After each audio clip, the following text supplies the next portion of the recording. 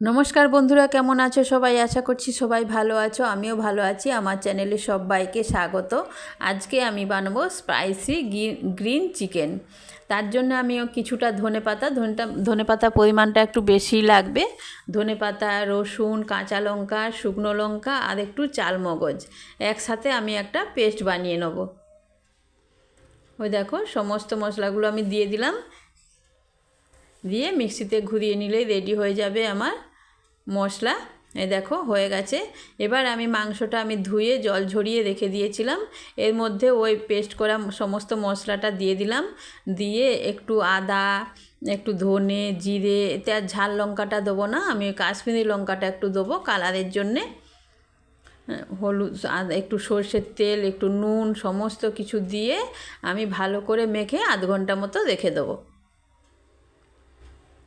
বন্ধুরা, তোমাদের কাছে অনুরোধ রইল, আমার ভিডিওটা প্রথম থেকে একটা লাইক দিয়ে আমার পুরো ভিডিওটা দেখো, আর বন্ধুদের সাথে শেয়ার করে আমার একটু পাশে থেকো। আর যারা আমার এখনও বন্ধু হওনি, তারা আমার বন্ধু হয়ে আমার পাশে থেকো। এই দেখো সমস্ত কিছু দিয়ে দিলাম। এবার একটু সর্ষের তেল দিচ্ছি, দিয়ে আমি মেখে রেখে দিলাম। দেখো রেখে দিয়েছি। এবার আমি কড়াইতে কিছুক্ষণ পর তেল দিয়ে ওতে একটু গোটা গরম মশলা, তেজপাতা আর সাজিরে ফোড়ন দিলাম। ফোড়নটা ভালো করে ভেজে নিয়ে পেঁয়াজটা দিয়ে দিলাম। পেঁয়াজটা এবারে ভালো করে আমি ভেজে নেব।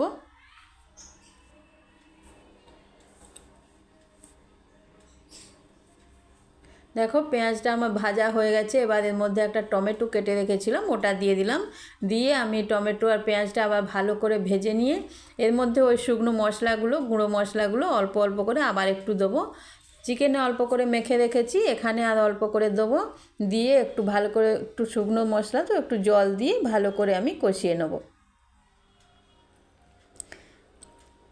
ওই দেখো আমার মশলাটা কিন্তু কষা হয়ে গেছে। এবার এর মধ্যে আমি ওই ম্যারিনেট করা মাংসটা দিয়ে দিলাম।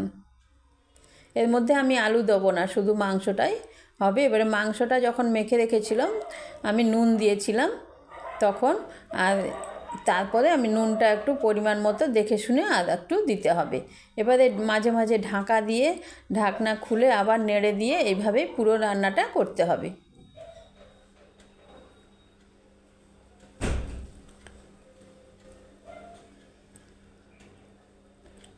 এই দেখো আমি মাঝে মাঝে নেড়ে দিচ্ছি, আবার ঢাকা দিয়ে দিচ্ছি, আবার ঢাকনা খুলে দেখলাম, দেখো কি সুন্দর তেল ভেসে উঠেছে। সেদ্ধ আমার প্রায় হয়ে এসেছে মাংস। খুব অল্প করে আমি একটু জল দেবো, খুব অল্প অল্প করে জল দিয়ে আর কিছুক্ষণ আমি নাড়াচাড়া করে মাংসটা রান্না করে নেব।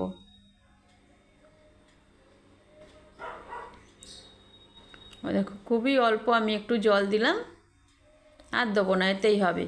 দেখো তারপরে আমি নাড়াচাড়া করে ঢাকা দিয়ে মাংসটা রান্না করে নিয়েছি। আমার হয়ে গেছে মাংস রান্না। দেখো ওপর থেকে আমি একটু গরম মশলা ছড়িয়ে দিচ্ছি। দেখতে কেমন হয়েছে তোমরা একটু কমেন্ট করে জানাবে।